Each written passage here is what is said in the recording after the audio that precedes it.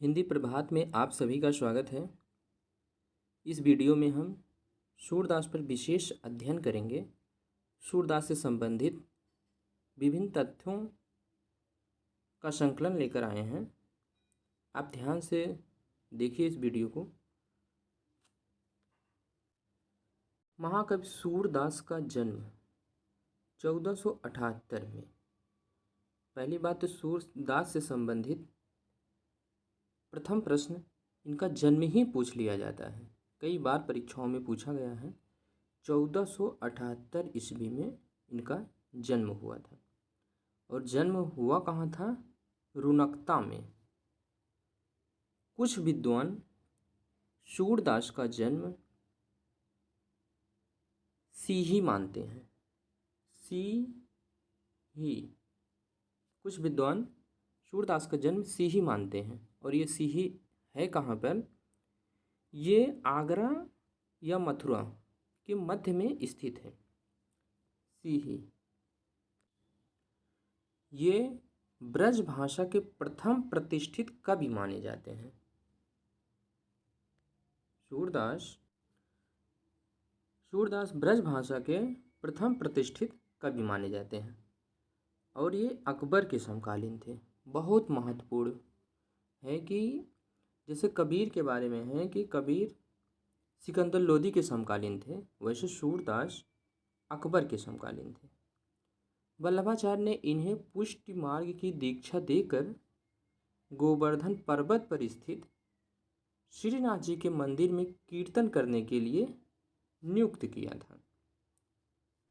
वल्लभाचार्य ने इन्हें पुष्टि मार्ग की दीक्षा देकर गोवर्धन पर्वत पर स्थित श्रीनाथ के मंदिर में कीर्तन करने के लिए नियुक्त कर दिया। सूरदास की भक्ति साख्य भाव की है। यानी प्रश्न पूछा जाए सूरदास किस प्रकार की भक्ति से संबंधित हैं, तो ये साख्य भक्ति। किंतु वल्लभाचार्य के संपर्क में आने से पूर्व यानी पहले, यानी जब ये वल्लभाचार्य के संपर्क में आने से पहले ये दास्य भाव की भक्ति करते थे। इसमें दो तरीके से प्रश्न पूछे जाते हैं। जैसे सूरदास की भक्ति संबंधित है तो साख्य भाव की। वल्लभाचार्य से पूर्व सूरदास की भक्ति क्या थी, तो वो दास्य भाव से उपासना करते थे। सूरदास चंद्र सरोवर के निकट पारसौली गांव में रहते थे। वहीं पर 1583 ईस्वी में उनका देहावसान हुआ। ये पारसौली कहाँ पड़ता है? मथुरा के समीप। मथुरा, पारसौली मथुरा के समीप स्थित है। सूरदास की मृत्यु पर गोस्वामी विट्ठल दास ने उन्हें पुष्टि मार्ग का जहाज कहा है। गोस्वामी विट्ठल दास ने उन्हें पुष्टि मार्ग का जहाज कहा है। विट्ठल दास सूरदास के विषय में कहते हैं कि पुष्टि मार्ग को जहाज जात है, सो जाको कछु लेना होय सो लेऊ। आगे हम देखते हैं कि सूरदास की प्रमुख रचनाएं। सूरदास की रचनाएं हैं सूरसागर, सूर सरावली और साहित्य लहरी। इससे संबंधित हम कुछ महत्वपूर्ण तथ्य देख लेते हैं इन रचनाओं से संबंधित। सूरसागर क्या है? सूरदास की सर्वमान्य एवं प्रामाणिक कृति है। इसकी रचना श्रीमद् भागवत पुराण के द्वादश स्कंधों के आधार पर हुई है, यानी 12वें स्कंध। यानी सूरदास जी सूरसागर की रचना श्रीमद् भागवत पुराण के 12वें स्कंध पर हुई है। सूरसागर में विनय के पद प्रथम स्कंध में हैं। इसमें बाल लीला के प्रसंग सबसे अधिक हैं। सूरसागर में निरूपित श्रृंगार प्रसंग, सूरदास में निरूपित भ्रमर गीत प्रसंग, श्रृंगार प्रसंग नहीं बल्कि भ्रमर गीत प्रसंग का मूल स्रोत श्रीमद् भागवत पुराण का 10वां स्कंद माना जाता है। आचार्य रामचंद्र शुक्ल ने सूरसागर से 400 पदों का संकलन किया है। सूरसागर के लिए आचार्य शुक्ल ने कितने पदों का संकलन किया है? 400 पदों का, और उन्हें भ्रमर गीत शीर्षक से प्रकाशित किया है। भ्रमर गीत शीर्षक से उन्हें प्रकाशित किया है। भ्रमर गीत के सारे पद विभिन्न राग रागनियों में आबद्ध हैं। ये हमारा सूरसागर से संबंधित तथ्य हो गए। अब हम देखते हैं सूर सारावली से। सूरदास की कृतियों की प्रामाणिकता के विवेचन में सूर सारावली की चर्चा सभी विद्वानों ने की है, परंतु इस संबंध में अब भी मतभेद है कि इस रचना को सूरसागर के रचयिता सूरदास की प्रामाणिक कृति माना जाए अथवा नहीं। इसमें अभी संदेह बना हुआ है। अभी तक इसकी कोई भी हस्तलिखित प्रति नहीं प्राप्त हुई है। बस सूरसागर के बारे में इतना ही विवेचन लगभग मिलता है, इतनी ही बातें हैं कि उसकी कोई प्रामाणिक अभी किताब या रचना सामने नहीं आई। और इनकी महत्वपूर्ण रचना साहित्य लहरी है। साहित्य लहरी के संबंध में हम देखते हैं कि इसमें दृष्टिकूट पदों का संग्रह है। साहित्य लहरी में दृष्टिकूट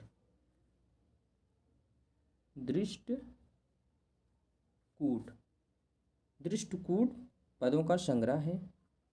ऐसा कहा जाता है, माना जाता है कि सूरदास ने कृष्णदास अधिकारी की प्रेरणा से नंददास को रसनीति से परिचित कराने के लिए साहित्य लहरी की रचना की है। बहुत ही इम्पोर्टेंट कहा जा सकता है कि सूरदास ने किसको शिक्षा देने के लिए साहित्य लहरी की रचना की है? तो नंददास को बहुत महत्वपूर्ण, नंददास को शिक्षा देने के लिए सूरदास ने साहित्य लहरी की रचना की है।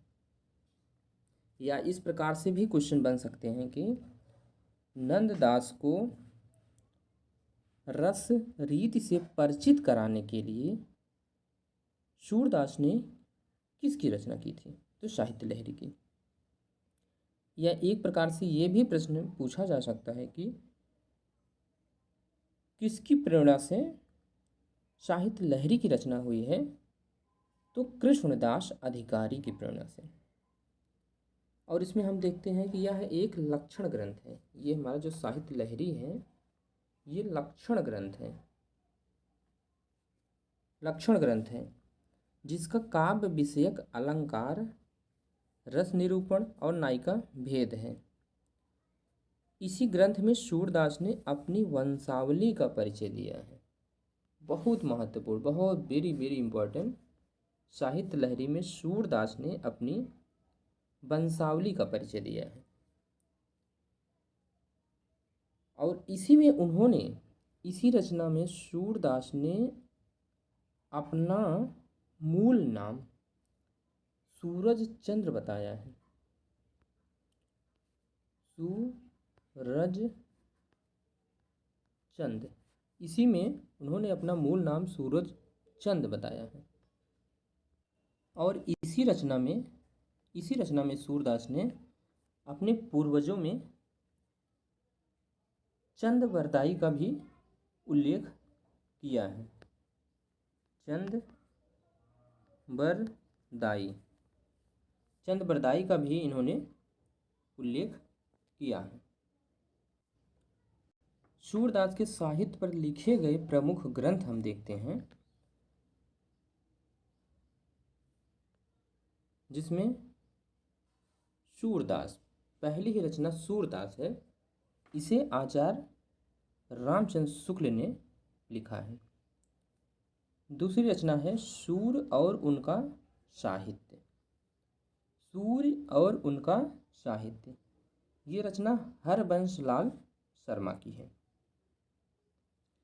सूर साहित्य, ये बहुत महत्वपूर्ण रचना सूर साहित्य हजारी प्रसाद द्विवेदी की कई बार टीजीटी, पीजीटी, यूजीसी, नेट, अनेक परीक्षाओं में ये पूछा गया है कि सूर साहित्य किसकी रचना है? हजारी प्रसाद द्विवेदी की। भारतीय साहित्य साधना और सूरदास, भारतीय साहित्य साधना और सूरदास, ये रचना है मुंशी रामचंद्र शर्मा की। महाकवि सूरदास, महाकवि सूरदास, ये रचना आप देख ही रहे हैं, ये रचना नंद दुलारे वाजपेयी की है। महाकवि सूरदास बहुत महत्वपूर्ण रचना है।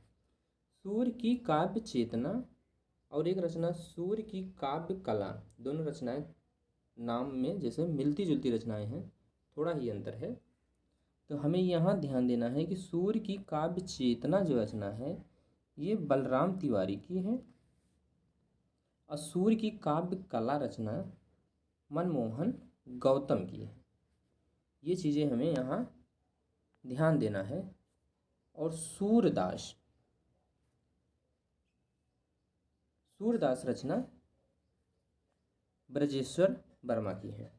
और एक जगह ऊपर पहली ही रचना हमने सूरदास देखी थी, वहाँ पे वो रचना किसकी थी? वो रचना शुक्ल की थी, जो वहाँ पे हमने देखा था। अगली रचना है सूर सरावली, ये संपादित ग्रंथ है प्रभुदयाल मित्तल का। कृष्ण काव्य की परंपरा और सूरदास का काव्य, कृष्णदास की परंपरा और सूरदास का काव्य, ये मैनेजर पांडे की रचना है। अब हम प्रमुख आलोचकों के कथन देखते हैं। आजकल इसी तरीके से प्रश्न कई बार परीक्षाओं में पूछे जा रहे हैं, जैसे टीजीटी पीजीटी में तो अक्सर पूछा जा रहा है। 2021 की टीजीटी में इसी तरीके से कथन से संबंधित अनेक प्रश्न पूछे गए हैं, तो हम कथन से संबंधित कुछ प्रश्न यहाँ पे जो महत्वपूर्ण हैं उसे हमने रखने का प्रयास किया है। इसमें पहला कथन है, सूर्य की कविता में हम विश्वव्यापी राग सुनते हैं।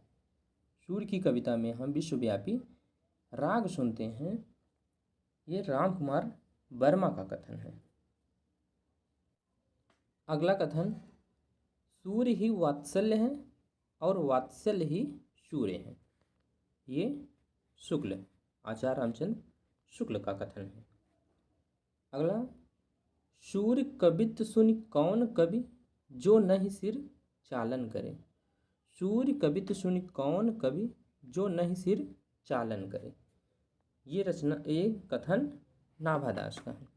यानी सूर्य की कविता सुन के, मतलब सिर चालन का मतलब यहाँ सिर खुजलाने से संबंधित हो जाएगा। जैसे हम कोई चीज़ सोचते हैं तो हाथ जो है अपने सर पे ले जाते हैं, उसी तरीके से ये कह रहे हैं नाभादास जी कि सूर्य कवित्व सुनी, यानी सूर्य की कविता को सुनकर ऐसा कौन कवि होगा जो सोचने पे मजबूर नहीं हो जाएगा। अगला कथन है कि लोक जीवन की सहज जीवंतता जितनी सूर्य के साहित्य में मिलती है, हिंदी के किसी कवि में नहीं, ये आचार्य शुक्ल का कथन है। प्रमुख पंक्तियां हम देख लेते हैं सूरदास से संबंधित। प्रमुख पंक्तियों में उर्मे माखन चोर गड़े, बहुत इंपॉर्टेंट, महत्वपूर्ण कहा जा सकता है।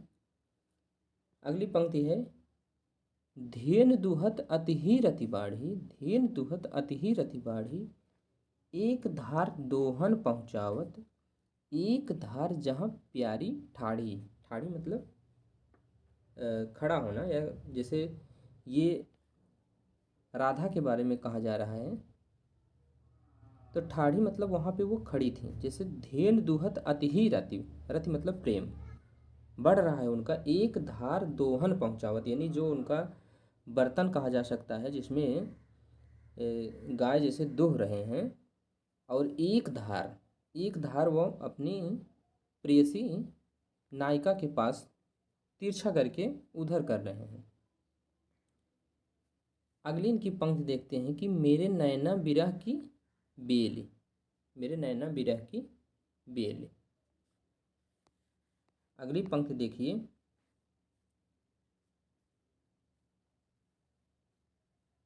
प्रभु हूँ सब पतितन को टीको, प्रभु हैं सब पतितन को टीको। ये तो टीजीटी में हमें लगता है कि 5-6 बार पूछा गया होगा। जशोदा हरि पालने झुलावे, जशोदा हरि पालने झुलावे। औचक ही देखी राधा, नैन विशाल भाल दिए रोरी। औचक ही देखी राधा, औचक मतलब अचानक होता है, अचानक में देखी राधा, नैन विशाल भाल दिए रोरी।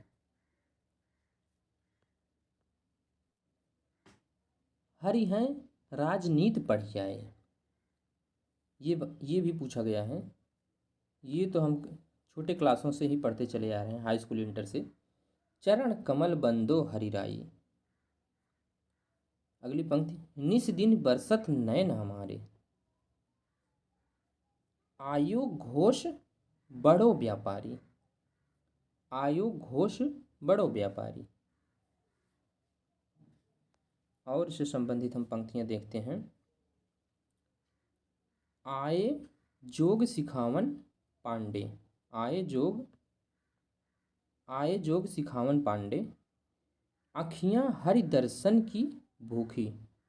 कुछ अन्य पंक्तियां भी हम आपको सुना रहे हैं, आप सुन लीजिए, बहुत ही महत्वपूर्ण है। मैया कभै बढ़ेगी चोटी, कितिक बार मोहि दूध पियत भई, यह अजहू है छोटी।